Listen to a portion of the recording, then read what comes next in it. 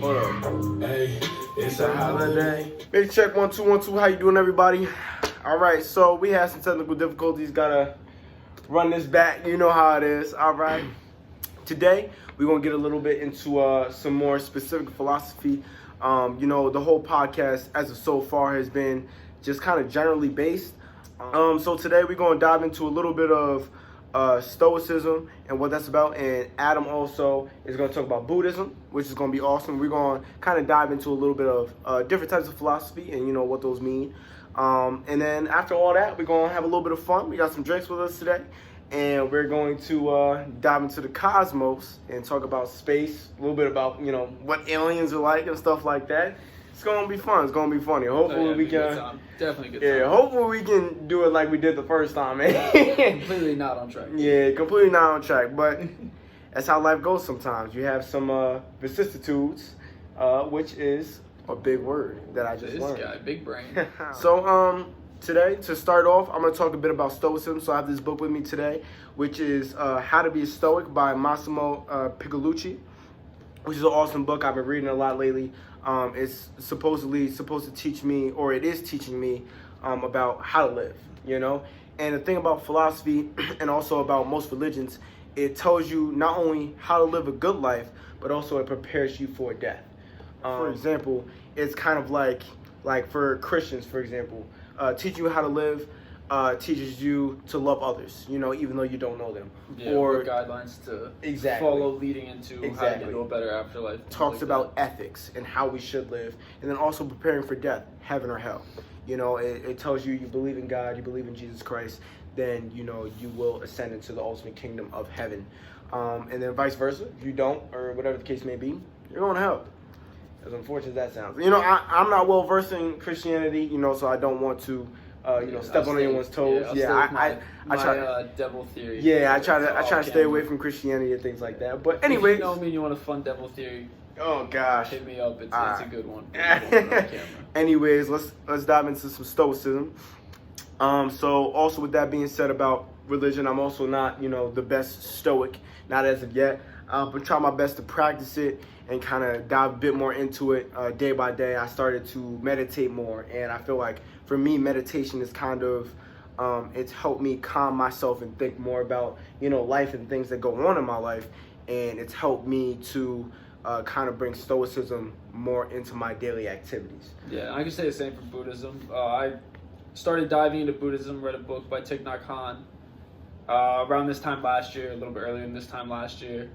Fell in love with it. Big Mick will agree with this when it comes to when I read that. I felt the same way he felt when he was reading this book, and it's that the book put words to paper and spoke back to me things that I already thought and I already believed, and it was very, very cool to see that there was already a train of thought similar to my own. I myself need to be a better practicing Buddhist myself and have things I need to still learn. I'm very new to the game and still trying to figure that stuff out, but I want to make that kind of my way, dedicating my way to my life, because again, I feel like it helps. It's also one of those things where it's don't try to control outside things, don't stress those things, live a life where you're not on too far of either end of any spectrum, and to really focus internally on how you feel, how you think, and watering flowers in your mind. I'll talk about that a little bit later. That need to be watered, and don't water ones that don't need to be watered. For sure. So to begin, I'm going to start about talking about philosophy. I have this book here. I'm going to read a bit of it, just talk about some of the foundational disciplines of philosophy. So to begin, I will read to you some of this book. So the discipline of desire, also referred to as Stoic acceptance, tells us what is and is not proper to want. This in turn derives from the fact that some things are in our power and not in our power. And for my football guys, this is control what you can control. Like I was saying earlier, we can't control the rain outside, but we control how we perceive the rain and how our thought process and how we feel throughout the day. Just because it's raining doesn't mean we have to, be upset on the inside. So the second discipline, the discipline of action, also known as Stoic philanthropy, is the sense of concern of others. So this tells us how to behave in this world. It is a result of proper understanding of ethics and the study of how to live our lives, and it draws from the virtue of justice. Now finally, the discipline of Ascent, also Stoic mindfulness. So this tells us how to react to situations in the sense of giving our assent to our initial impressions of a situation and withdrawing from it. This discipline is arrived from via the Stoic of logic, the study of logic. This requires the virtue of practical wisdom. So this is the last two things. So the second thing was about ethics, how we should, treat other people, how we should act. I was actually reading up about this last night as I got deeper into my book. This was kind of treating everyone the same way as you would treat someone of your own family. So as people, we actually have certain circles. Us being the center of that circle, our personal selves, and then in the outer circle, it's our family, our friends, things like that. And then the further outer circle is kind of human society. So it's kind of trying to treat human society as we treat our inner circle. Yeah, as our inner circle, as our inner self. And then the last part of that, so mindfulness is kind of trying to displace our emotional and our physical attachments to come about a logical explanation of things. And this is a bit new for Adam, because I didn't tell you that last time, the first time we ran it through. And just like many of you listeners, I'm very new to Stoicism. I knew kind of basic fundamentals. And I can say that Mick talked about this kind of last time with the other one.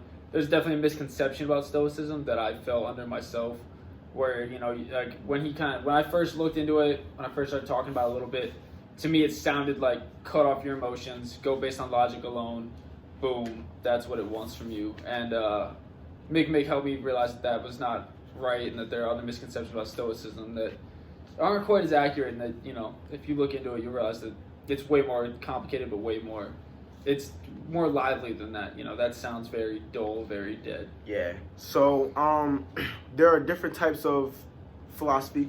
Not everyone has to dive into Stoicism like I have, but there are certain aspects of Stoicism that reach over into other religions and other aspects of philosophy that I think, personally, I believe that will help us as a planet, kind of come together, between our ethics, and not only that, but us kind of not reducing our emotion or subduing our emotion, but actually analyzing our emotions and trying to kind of project them in a way that's more respectable and logical, So with that, I'm going to actually tell you a bit about, not really tell you a bit about, because the book doesn't dive into it too much, but I'm going to name some of the other philosophical schools that are out there. So you have skeptics, cynics, as well as academics. There are a bunch of different types of philosophy, and I can only encourage all of you guys to actually try to get into it. I mean, the fact you guys listen to this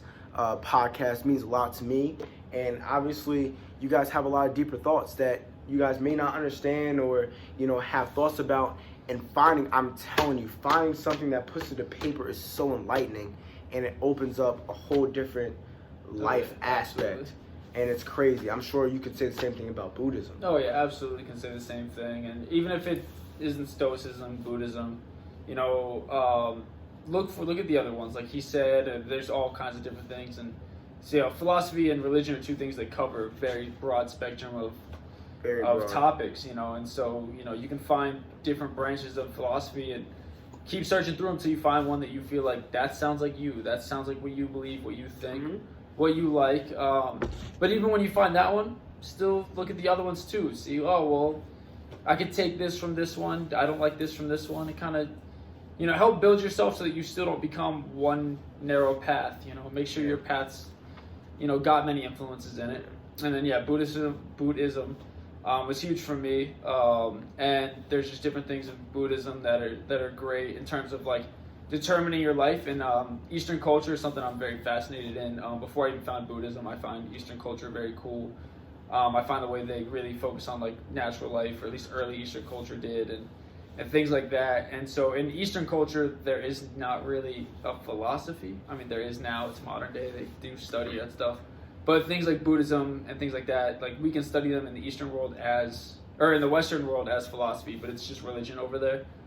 So it's a way of life. It is actually, diving into it to the extent that it's what you do in your daily life. It's what you believe will lead to your better, Buddhism, there's not really an afterlife. But, what your better karma towards the end and things like that.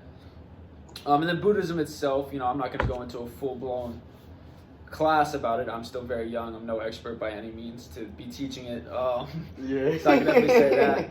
But the main topics are the Four Noble Truths. So the Four Noble Truths are suffering, that there is suffering in life, that something that you are at some point in your life suffering. Not until you are enlightened and basically reach nirvana would you be free from all suffering. So every day there's going to be something that's causing you some kind of suffering, whether it's high level, low level suffering. There's just suffering. The second truth is that they're finding the origin of it. What is causing your suffering? I can't think of any examples off my head, but if whatever's bothering you, it's literally just narrowing down what have I been doing that leads to that. What decisions have I made? What am I surrounding myself with that's leading to that? And just narrowing it down, and then from there, the third step, even though it's not quite where your mind, if you're trying to jump ahead, is think you're going, it's the cessation of suffering. And it's just accepting that suffering can be cured, it can be handled, you can change what's going on, and you can get away from that. And then the fourth one, if you try to jump ahead, is the one you probably thought was coming next, and that is the path to avoiding suffering. And that's where you go about taking the steps you need to take to get away from the suffering you're dealing with, each little suffering at a time. And then, if you do it well enough, you'll never fall back into those previous traps. And then eventually you're enlightened, you never have suffering again. And then the other thing about Buddhism that's cool too is that Buddhism, you hear Buddha and you assume Buddha is probably the god of Buddhism. Buddhism doesn't have a god. Buddhism, actually there can be multiple Buddhas as long as you are enlightened. As long as you can, reach that higher level of no suffering, things like that, you are a Buddha. If you read Siddhartha, Siddhartha in the story basically is Buddha, but then in that story there's already a Buddha, and that's a cool thing. And I think give a big shout out to Thich Nhat Hanh based on his reading and his his high level in Buddhism. I think he is a Buddha or will become a Buddha. So then from there, reaching that Buddhism thing is a goal that you can actually set for yourself. It's something that you can, if you want to stop suffering, you can actually do it yourself. You want to be a Buddha, you want to be enlightened. You don't have to just be like, oh, I'll always fall under this guy, or I'll never be that. I'll just follow. You can always reach that level. It's a cool thing. So get off my tangent here. The way to do that, like I said, there's the path to getting off suffering. Is the eightfold path. It's right view, right thinking, right speech, right mindfulness, right concentration, right diligence, right livelihood, and right... It's a lot of rights, bro. Oh, yeah, It's a lot of rights, bro. Believe me, life ain't easy, all right? Life ain't easy. We're all trying to find our way. So yeah, and then, kind of a central theme that you can think of when it comes to this stuff is, like I said earlier about watering those plants, and Stoicism kind of talks about this a little bit, where it's, with your emotions and things like that, focus on the good ones. If you're a loyal person, water the seeds of loyalty in your mind and in your life. If you're an honest person, seeds of honesty and loyalty. Find those good seeds that are good qualities in life that you would want other people to do to you, what you would want other people to view as you, how you think you should live. And then when it comes to the bad seeds, try not to water those as much. If you're an anxious person, if you're an angry person, get away from that. Try to not dwell on ideas that make you angry, that make you anxious, that make you all these negative things. Try to, really bring out the good in yourself and dull down the bad. And that's just kind of a dull view, but it's also living in the moment. So a lot of them, like right concentration, right thinking, right view, things like that, right action is a little bit of both. So they're all intertwined, so they all overlap a little bit. But that one is just living in the moment, don't think of washing the dishes as a daunting task. If you have to wash the dishes, don't be miserable while you wash the dishes. It's great that you're washing the dishes. It's great that you're getting away. You get a break from work. You get a break from responsibilities to have free time to clean. Yeah. To make sure that your apartment looks good, to make sure that you're eating off safe plates, things like that. That's what I do. Yeah, so... I play some music, throw some jams on, wash some dishes, I be feeling good. There you go, see? Enjoy your free time. Yeah. And then, so from there, the other thing, too, to also think about is the center path, or the center way. And that is, don't be on the two ends of the spectrum. So it's like, don't try to spend your life being the richest guy, but also don't dive into poverty. I think a big misconception of Buddhism is you think, oh, they want to get rid of suffering. They don't believe in materialistic things. anybody view monks, you know, like, oh, they're bald-headed, don't have any possessions, like literally do nothing all day, and they think that solves suffering. No, it doesn't, you know, because then you're still going to fall into those problems. You know, you should actually be just at a comfortable living. You should be at enough money that you can get by with what you need to get by with, a little bit extra if you want. Not just money, but like other things like that. Don't have, you know, 10,000 of whatever and 0 of anything else. Don't spend your life being way too happy and never sad. Make sure you're in the middle path of that too. It's just, you know, kind of being that middle way is the best way I think to describe that. And then speaking of the rain and speaking of living in the moment, I've always talked to Mick about wanting to get this quote on the podcast since I've been on it the first time. You messed up the first time. Yeah, him and his boy, they dropped quotes, and I was like, oh, I missed my chance to drop my quote. And then so the quote I would say, and it kind of works because it's raining right now, that it was said by Bob Marley, Bob Dylan. I don't know who originally said the quote, but it's that some people get wet, other people feel the rain. So, you know, if you get caught in the rain, instead of being like, oh, fuck, this sucks, I'm so cute in my language, but then, like, you're soaked, just kind of be like, hey, these raindrops feel awesome. Like, I'm in the rain. This is amazing. Nature can do this. Nature can being in the moment, provide this, you know, water. You know, we're not living in a drought all of a sudden. You know, it's great. So it's like, you know, enjoy the feeling of rain. Enjoy the feeling of everything. The feeling of a breeze. The feeling of sunshine on you. Whatever the feeling is that's going on.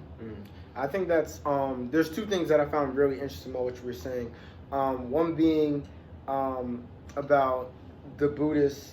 Actually, the misconception of Buddhism is kind of being away from all of your physical attachments and kind of getting rid of everything. There's actually a point in cynics, cynic, the term cynic actually means dog-like, which getting away from everything you own, like the main cynic, his name is Diogenes. I'm gonna assume that's how it's pronounced. Diogenes. Something like that. And he actually would live on the street. Like, he actually lived on the street. And a really funny story that the book actually brings to light is as he lived on the street, he was thirsty and he wanted to drink water, and he had a bowl. So he was going to go to a bowl or go to a water source and actually going to get water when he actually spotted a young boy. And the boy actually cupped his hands and drank from the water. And he throws the bowl and said, wow, even this young boy is smarter than I. And it's like, wow. I was like, that's crazy. That's funny. That's one aspect of it. So Stoics actually don't believe in that. They believe that it's a middle point, you know, that that you can actually still have physical pleasures but still be living a good life. Mm-hmm. And that good life is knowing your virtues, yet also having things that you need in life, being health, being financial means, being whatever the case may be. That's one aspect of what you were saying. Yeah, I don't mean to cut you off. Oh, by all means. That gave me a second thought too. Similar to that with the story of the bowl and everything, and how this guy threw everything away. You know, along with that, like the Buddhism gets that rep where it's like, oh, we just don't want to have any material things at all. We should just live in a tent because it gives us shelter, have a blanket because it keeps us warm, and a source of food, water, and whatever else. But really, you can live a modern life with possessions. The biggest thing is don't build attachments. So if I have something that's a material thing that I find myself so attached with, I think about like, oh, if I had this and it broke, I would be so upset. Stoics believe somewhat of the same thing.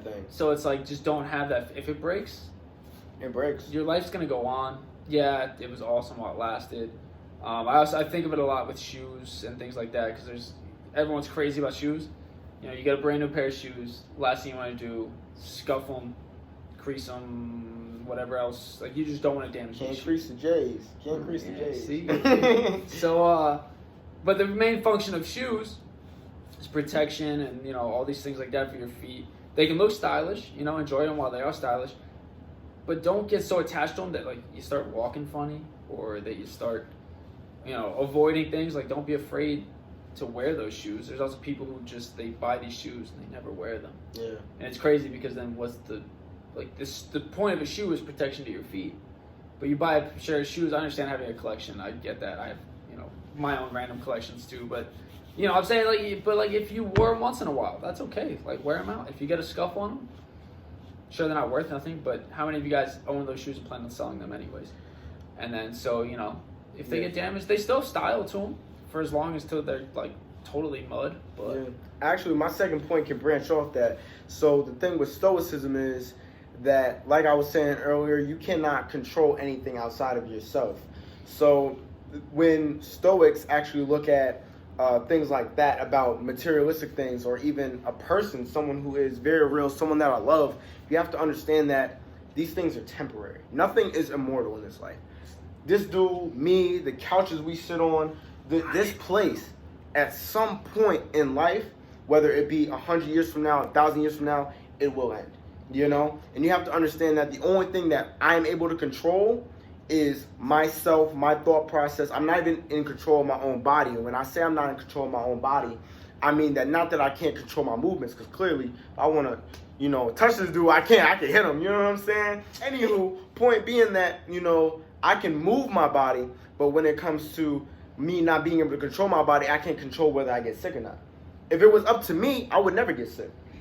I can't control how fast I heal my body. If I tear my ACL, I can't come back tomorrow. Right. There's certain things that you cannot control about your own body. So my point being that, you can't control everything else, so why be upset at something you cannot control? There's so many things that aren't in our control, so that's a waste of emotional energy or time spent thinking about that certain thing that you have absolutely no control over.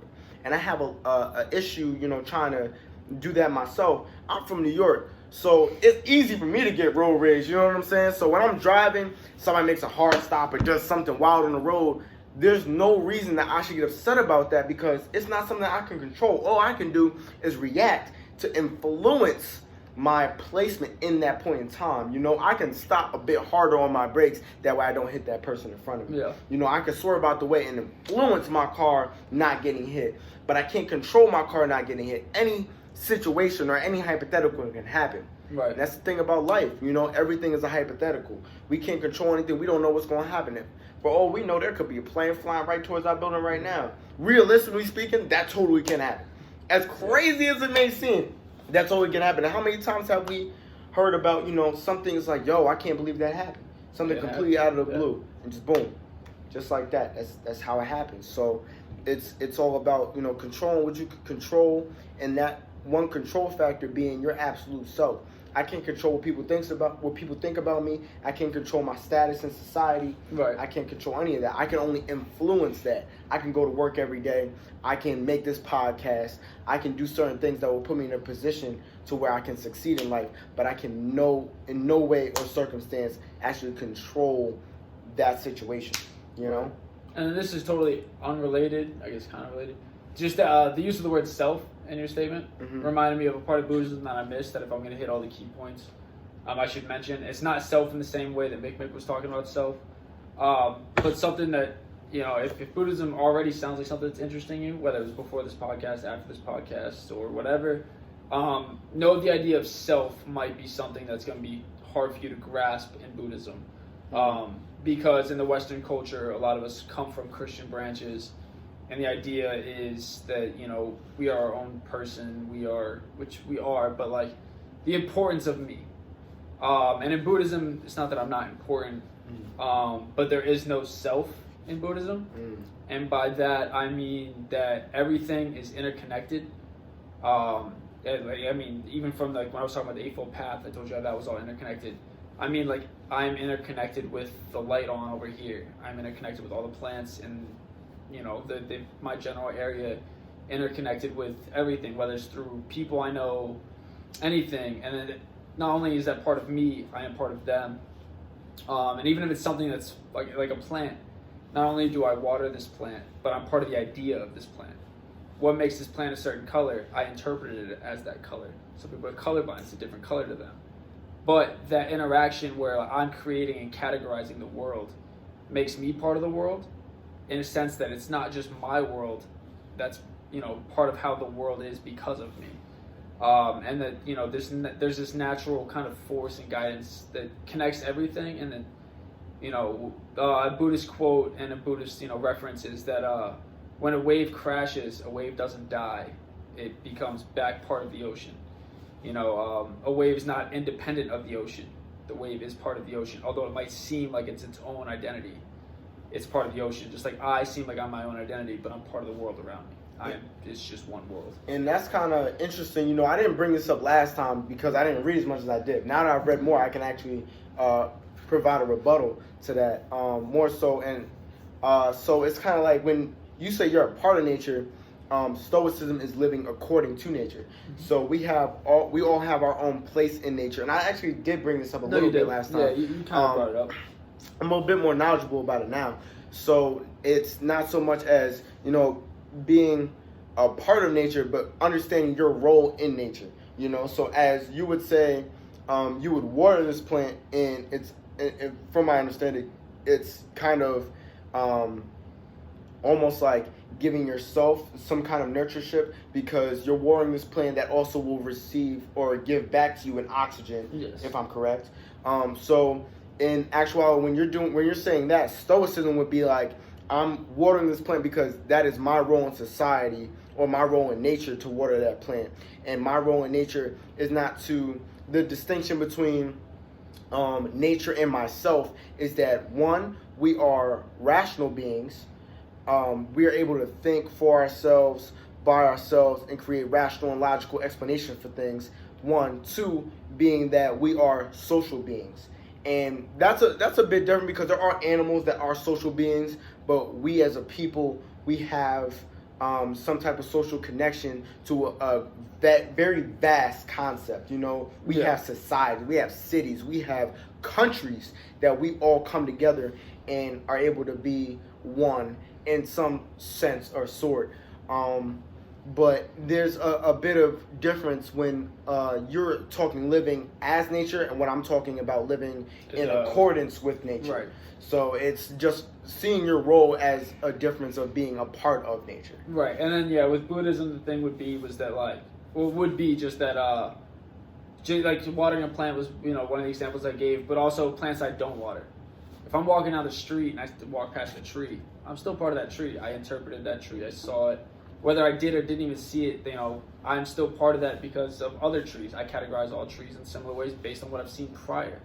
And I know they exist because of that. And I know they exist back in my way because they give me oxygen and things like that. So whether I play a role in it directly or indirectly, we are still interconnected through the same life force. And it's kind of that life force that kind of is that uniting being.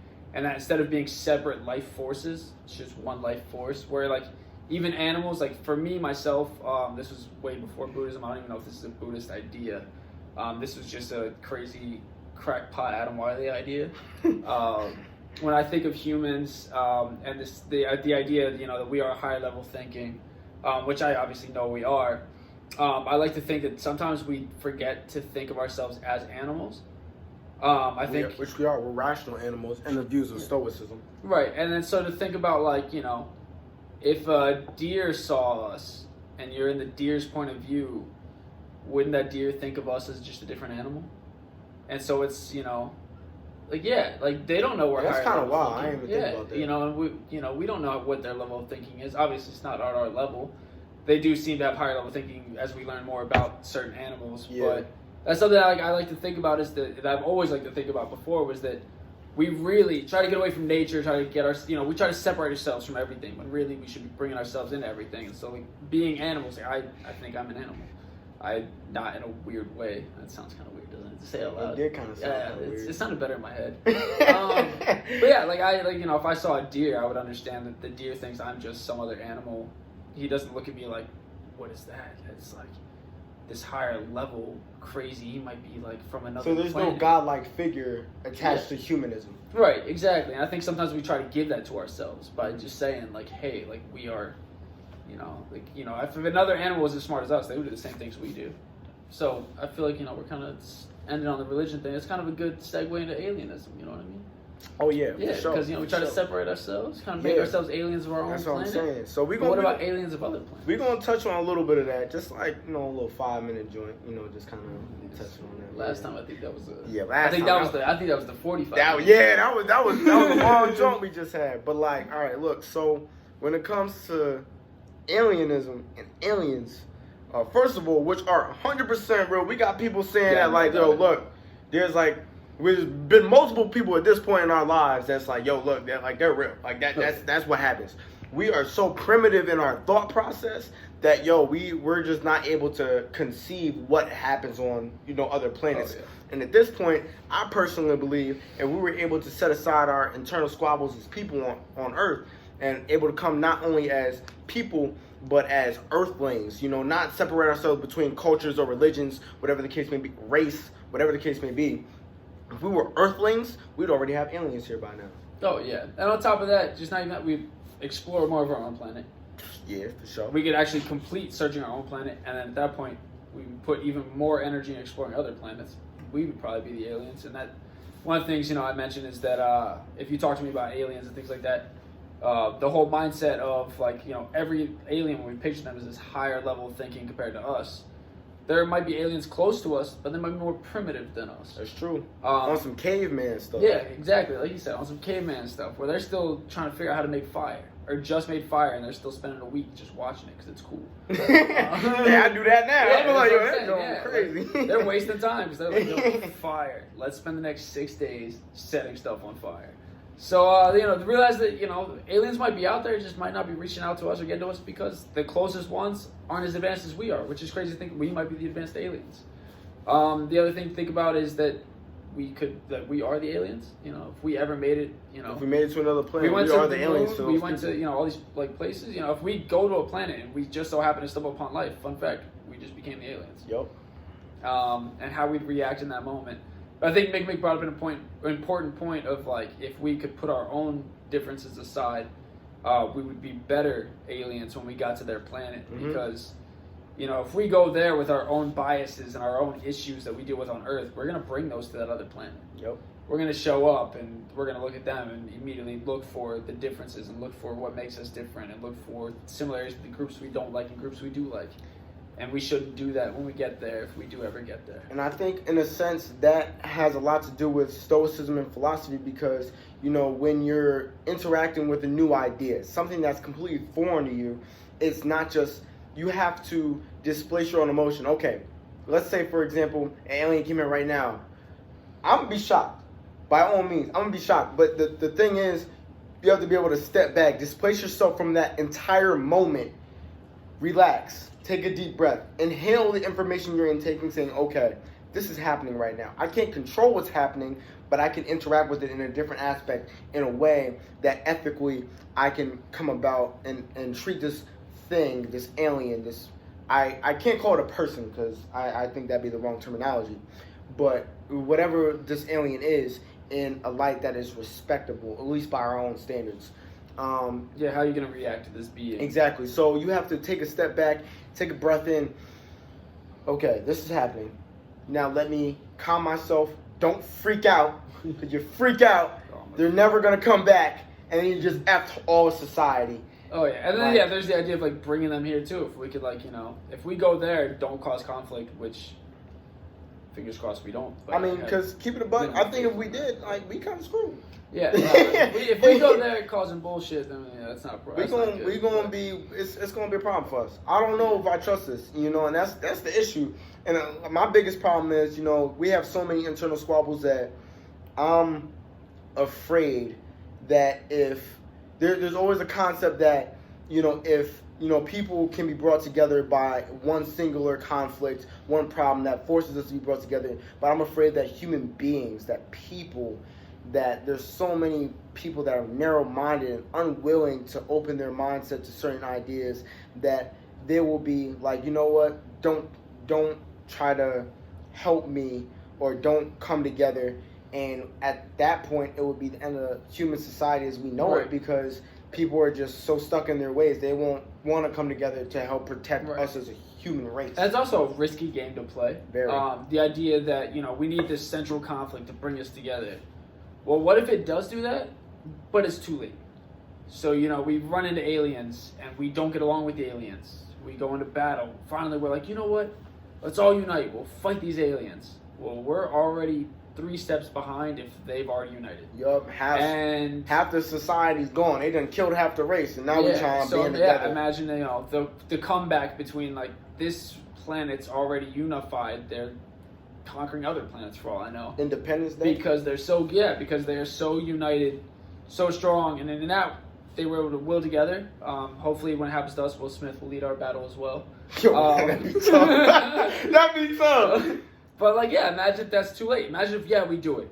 We do our for 2 years. We're battling for 10 years, and for the last 5, we did get our shit together, and we still lost. That's because we didn't do it way ahead of time. We waited till there was literally no other option. We shouldn't wait till there's no other option. Why would we not just do it now? Yeah. Why would we not just accept that we are all people? We're all, humans, man. Yeah. Human beings. We are very complicated people. But with that being said, I'm gonna let this one rock out just like that. I think that's a great way to end it. We did a way better job this time than the first time around. We the first time around. That was just. We were sauced up. We were drinking that night. We killed a whole 12 pack, and then quite the tangents. Yeah, we had tangents going on tangents, but with and then that wasn't even the issue. We didn't post it. There was issues with audio, a whole bunch. Yeah, so it was a whole disaster.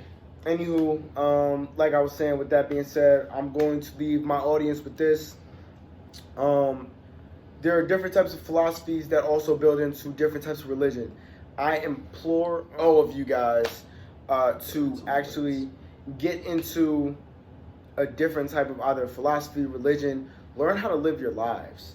Learn how to go about life in a way that you feel comfortable and that you feel at peace, because at one day it will all end, and everything's limited. And I would really appreciate if you guys think about things logically. Think about how someone else feels. Put yourself in someone else's shoes. Always a great thing. And, just be kind to somebody. Be nice to somebody. It's the holiday. Look, I hope you guys have a great holiday. Merry Christmas. I love all y'all. Adam loves all y'all. Always. Y'all enjoy yourselves. Merry Christmas.